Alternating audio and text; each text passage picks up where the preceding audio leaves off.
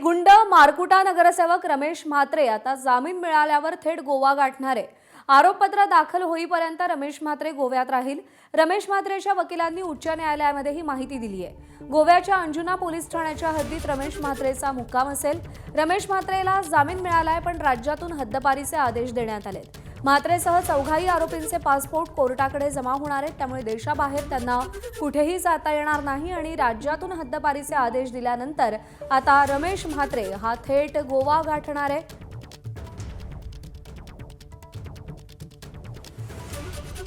गोव्याच्या अंजुना पोलीस ठाण्याच्या हद्दीत रमेश म्हात्रेचा मुक्काम असेल। आरोपपत्र दाखल होईपर्यंत रमेश म्हात्रे गोव्यामध्ये राहणार आहे।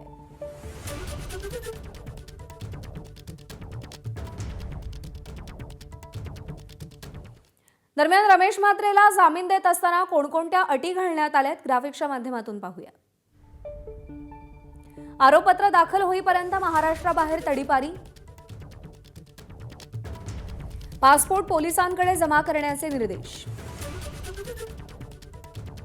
असेल तिथे आठवड्यातून 3दा पोलीस ठाण्यात हजेरी। कल्याणमध्ये खटला फास्ट ट्रॅक कोर्टात चालेल। खटल्याची सुनावणी पुढे ढकलली जाणार नाही। सुनावणी दरम्यान आरोपींना शक्यतो प्रत्यक्षच हजर राहावं लागेल। आरोपपत्र दाखल होताच 7 दिवसात खटला सुरू झाला पाहिजे।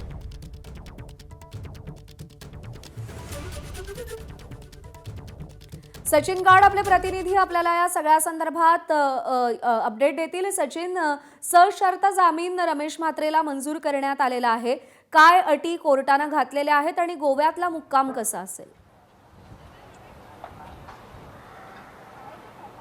प्रज्ञा, आपण बघतोय की 9 जुलैला खरं तर रमेश म्हात्रेला अटक करण्यात आलेली होती आणि तेव्हापासून जवळपास महिनाभर झाला आजपर्यंत रमेश म्हात्रे हा आतमध्ये आहे। आपलं वय 73 आहे, आपल्याला अनेक आजार आहेत, अशी अनेकदा त्याने उच्च न्यायालयाकडे विनवणी केली, मात्र उच्च न्यायालय काही त्याला जामीन देण्यास तयार नव्हतं। आज अखेर आपण बघतोय की महिन्याभरानंतर रमेश म्हात्रेला जामीन देण्यात आलेला आहे, मात्र त्याच्यावरती कठोर अशा अटी घालण्यात आलेल्या आहेत। आरोपपत्र दाखल होईपर्यंत रमेश म्हात्रेला महाराष्ट्राबाहेरच राहावं लागणार आहे। मी गोव्यात असेन आणि गोव्यातील जे अंजुना पोलीस स्टेशन आहे तिथे रमेश म्हात्रे आणि इतर चौघांना आठवड्यातून 3 दिवस ही त्यांना हजेरी लावावी लागणार आहे। आरोपपत्र दाखल झाल्यानंतर रमेश म्हात्रेला महाराष्ट्रात यायची अनुमती असेल, मात्र तेव्हा देखील त्याच्यावरती अनेक बंधनं ही घालण्यात आलेली आहेत। कोणत्याही साक्षीदाराशी त्याच्या परिजनांची तो संपर्क साधू शकणार नाही, पुराव्यांशी छेडछाड करू शकणार नाही। पासपोर्ट जमा करण्याचे आदेश देखील रमेश म्हात्रेला देण्यात आले। तसंच हे संपूर्ण प्रकरण हे फास्ट ट्रॅकवरती चालवण्याच्या सूचना या उच्च न्यायालयाने दिल्याचं आपल्याला दिसून येते। अतिशय गंभीर अशी दखल या संपूर्ण प्रकरणाची घेतलेली आहे आणि आता रमेश म्हात्रेला